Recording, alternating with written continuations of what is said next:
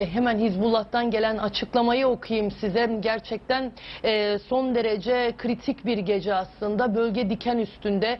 Lübnan, başkent Beyrut endişeli bir tavır içinde, bunu söyleyeyim. Büyük bir saldırı olabilir mi Lübnan'a, başkent Beyrut'a? Bu konuşuluyor tabii, bu kaygılar var. Hizbullah'tan gelen açıklama şu şekilde: saldırı İsrail'in Lübnan'ın başkenti Beyrut'taki El Nuveyri ve El Basta mahallelerine ve diğer bölgelere yönelik saldırılarına yanıttır. Direniş, İsrail düşmanını caydırmak için üzerine düşen görevi yapmaktan çekinmeyecek, Gazze'yi desteklemeye, Lübnan'ı ve halkını savunmaya devam edecektir açıklaması geldi Hizbullah'tan. Bu açıklamanın içinde yer alan Beyrut'taki El Nuveyri ve El Basta mahallelerini biraz açalım. Perşembe akşamı yaşanmıştı o saldırı. İsrail El Basta mahallesi, Beyrut'un merkezindeki El Basta mahallesi ve El Nuveyri mahallesini hedef almıştı. Hava saldırısı düzenlenmişti ve El Basta mahallesinde 3 bina enkaza dönüşmüştü ve İsrail'in başkent Beyrut'un merkezine yapmış olduğu saldırı en büyük saldırıydı. 22 kişi hayatını kaybetmişti, 100'den fazla kişi yaralanmıştı ve ilk defa başkent Beyrut'un merkezi hava saldırısıyla, binalar yıkılırcasına ve çok büyük bir can kaybıyla meydana gelmişti. Ve Hizbullah'tan gelen İsrail'e yönelik yaptıkları saldırının gerekçesi olarak da işte bu iki nokta gösterildi. Tekrar okuyorum, sıcak gelişme bu çünkü. Hizbullah'tan gelen açıklama: saldırı İsrail'in Lübnan'ın başkenti Beyrut'taki El Nuveyri ve El Basta mahallelerine ve diğer bölgelere yönelik saldırılarına yanıttır. Direniş, İsrail düşmanını caydırmak için üzerine düşen görevi yapmaktan çekinmeyecek, Gazze'yi desteklemeye, Lübnan'ı ve halkını savunmaya devam edecektir açıklaması geldi ve Hizbullah yeni bir video, görsel de paylaştı. Bu arada şunu söyleyeyim size, Arap medyasında konuşulanları, Lübnan'da insanların kendi aralarında konuştuklarını da anlatacağım. Arap medyasında önemli bir açıklama var. Bir yine üst düzey bir isim şunu söyledi: Hizbullah operasyonlarının sayısını ve kalitesini 2 katına çıkarma kararı aldı. Bu Hizbullah'ın güç gösterisinin başlangıcı gibi görünüyor. Böyle yorumlanıyor Arap medyasında. Bu arada yine şöyle bir bilgi var, daha doğrusu bir yorum var. Yine El Cezire'de yer alan İsrailli bir yetkiliye dayandırılarak bir aslında haber paylaştılar. İsrailli bir yetkilinin Lübnan'ın tamamının bundan böyle askeri hedef olduğunu belirtti. İsrailli bir yetkili. El Cezire bu şekilde bir haber paylaştı. Yani bu ne demek? Lübnan'ın tamamının, zaten Lübnan'ın birçok yerine İsrail hava saldırısı düzenliyor. Zaten Güney Lübnan'da karadan girdiler. Hem baskınlar düzenliyorlar, hem Hizbullah hedeflerini vuruyorlar, hem sivilleri vuruyorlar. Şu an Lübnan'ın tamamında zaten bombalar patlıyor. İsrail'in hava saldırısı. Fulya Öztürk'ün bağlantısında bir sıkıntı var ama Fulya şu ifadeyi kullanmıştı. Fulya bir sesini kontrol etsin arkadaşlarımız o zaman. Az önce Hizbullah bir video paylaştı dedim. Biz de o videoyu izleyelim o sırada. Ses kontrolünü de sağlasın ekibimizden arkadaşlarımız. Hizbullah'ın paylaştığı video.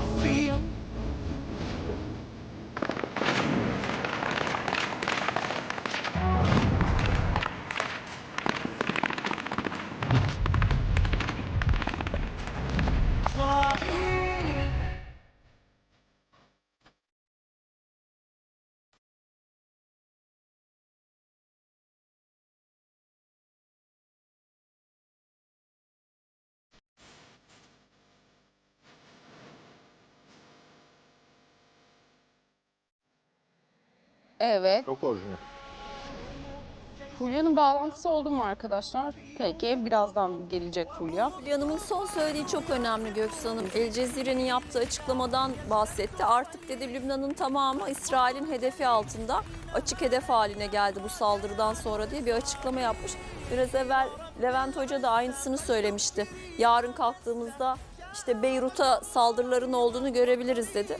tehlikeli olan nokta bu aslında. Bundan sonra Hizbullah'ın da direnişini arttırması gerekecek bu saldırıdan sonra. Hocam bu çok zor bir mesele. 11 Eylül mü diye sordunuz ya. Evet olabilir bunun cevabı. Sonra anlayacağız. Ama bir gerçeklik var.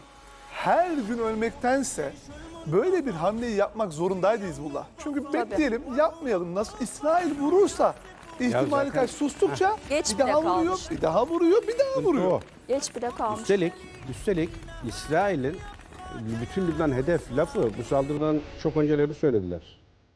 Lübnan'ın güneyi mi diye söylediklerinde Tabii. siz öyle zannedin. Bütün Lübnan bizim için harekat alanı. Hepsini vuracağız diye en başta söylediler. Yani Beyrut'u vurdular. bu olay yaşandı diye işte İsrail vites yükseltip veya çıta yükseltip bir anda Hizbullah'ın her yerine saldıracak diye bir şey yok. Zaten saldıracak. İsrail'in gücünün sınırlarını biz şu bir hafta içinde göreceğiz. Gazze yapacak. İsrail'in gücünün aynen öyle. Sınırı neymiş? Bir bakacağız şimdi. Bak Çünkü dışarıdan çok güçlü bir cevap beklenecek değil mi? Veremezse deriz ki şu anda İsrail'den gelen haberler ordudan, birliklerden çok fazla bırakmak isteyen, askerlerin çok büyük bir kısmının Gaffar Bey'in belirttiği gibi ağladığı vesaire yaptığı, ben gitmek istiyorum, evime dönmek istiyorum dediği hahamların da onları teskin etmek için sürekli dini terimler üzerinden işte bekleyin, kutlu gün gelecek, siz bu işin neferisiniz vesaire şeklinde bir takım telkinlerde bulunduğu konuşuluyor. İsrail ordusu bu. Çünkü vatanınız için çarpışmıyorsunuz. Tabii. İnanmadığınız bir murat için ne kadar yol yürüyebilirsiniz? Çünkü Yani vatan ordu değil. savunması yapmıyorsun. Yapmıyorsunuz. Çünkü ordu değil, terörist örgüt. Dolayısıyla ordu diye bize yutturmaya çalıştılar. İçinin boş olduğunu, içinin kop olduğunu işte söylüyorduk. Aha ispatı. Ve tekrar söylüyorum, İsrail destek almasın. Bak İsrail destek almasın dışarıdan. Hiçbir savaştan çıkamazdı. Tabii. Bütün Arap-İsrail savaşlarında hep dışarıdan batıdan bir el uzandı aldı. Batıdan bir el uzandı aldı. En son işte 2006'da BM'nin sayesinde kurtulmayı başardı. Ama hani arsız derler ya, dayak arsızı diye. Hala ders almadığı için gene Batı'nın verdiği desteği de arkasına alarak yeni maceralar peşinde. Amerika mesela gene teyide muhtaç bilgi. Amerika'nın şu an işte uçak dolusu askeri bölgeye göndereceği şeklinde bir aldığım bilgi var. Teyide muhtaç. Amerika'nın zaten buraya birlik kaydırması, Amerika'nın buraya uçak filolarını göndermesi, gemileri, donanmayı Doğu Akdeniz'e yollaması boşa değil ki. O da biliyor elindeki malzemenin ne olduğunu. Peki. Bunlarla bir yere gidilemeyeceğini. Fulya Öztürk hazır. Fulya, bu videoyu rejiye sen attın arkadaşlarımıza. Bir videoyu bize anlatabilir misin? Ne diyor bu videoda, görüntülerde ve hem de arkada?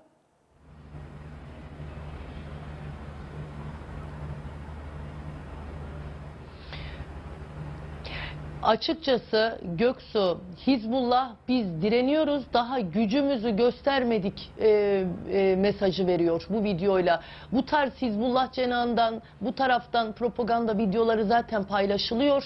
Ama bu bugüne ait yeni bir görsel, yeni bir video ve orada işte Filistin bayrakları da dikkat çekiyor. Hizbullah geri adım atmayacağını ve direnişine devam edeceğini vurguluyor bu videoda. Bu arada yeni yine bir bilgi vermek isterim. El Cezire'ye konuşan üst düzey Hizbullah yetkilisinden gelen açıklamayı okuyayım size. Siyonistlere saldırılarımızı bir kamikaze İHA sürüsüyle gerçekleştirdik.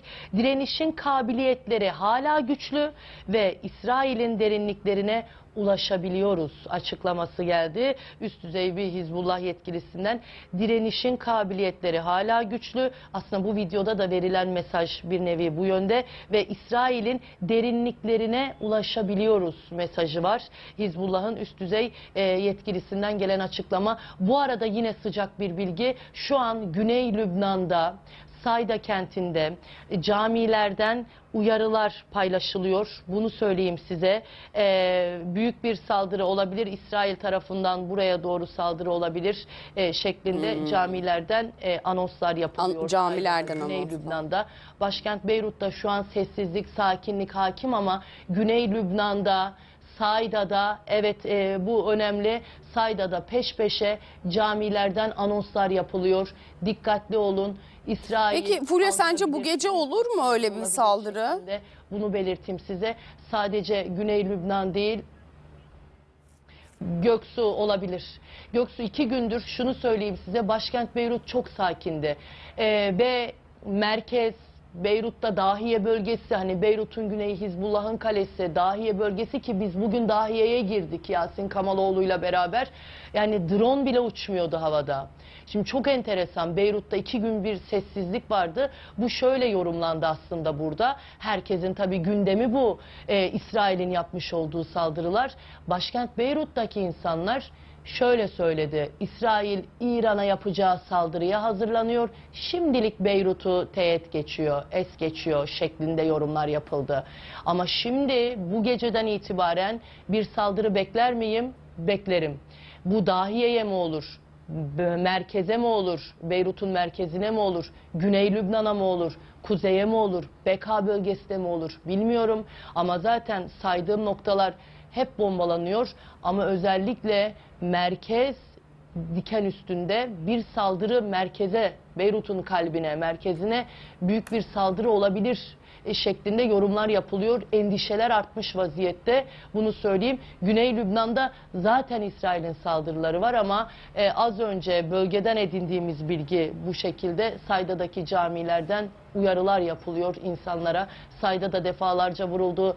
Sur kenti vuruldu. Nebatiye dün vuruldu ki tam yine Lübnan-İsrail sınırındaki Nebatiye şehri.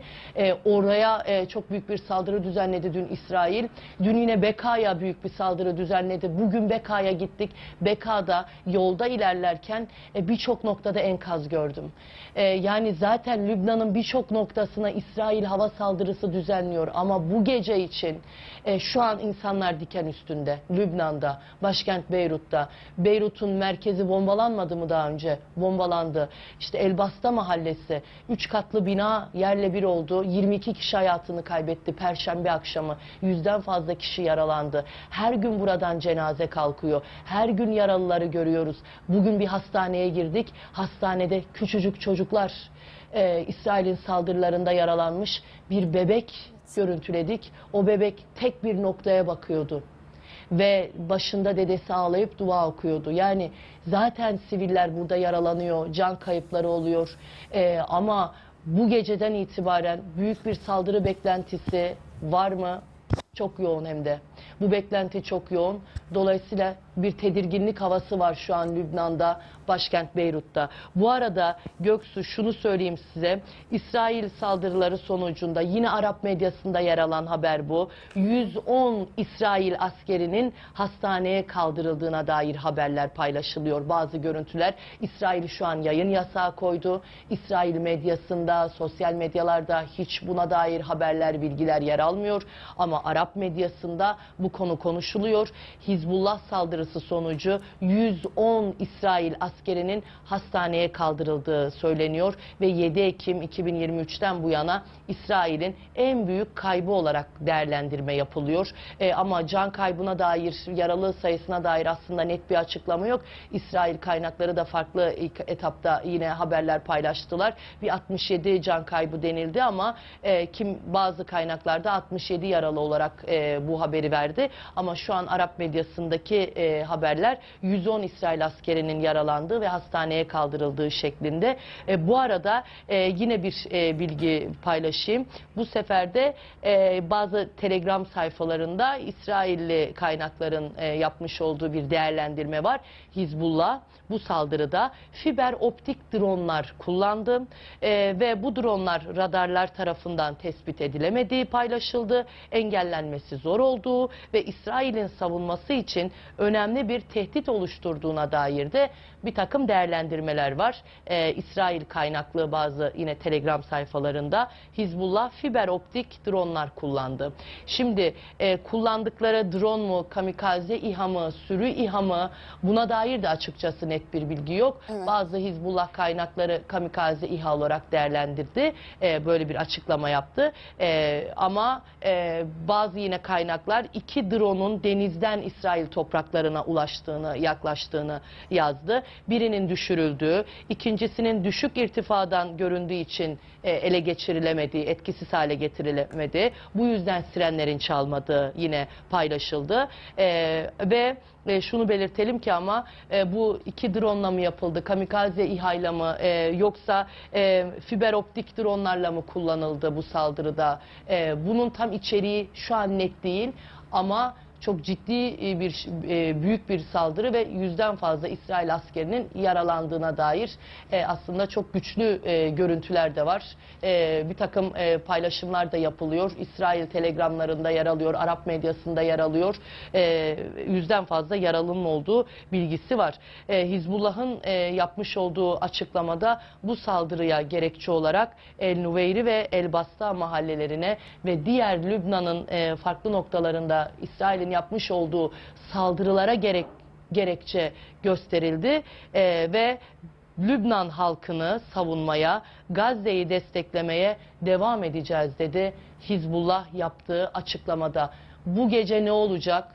2 gündür Beyrut sakindi. Bu sakinlik, bu sessizlik yerini bomba seslerine mi bırakacak?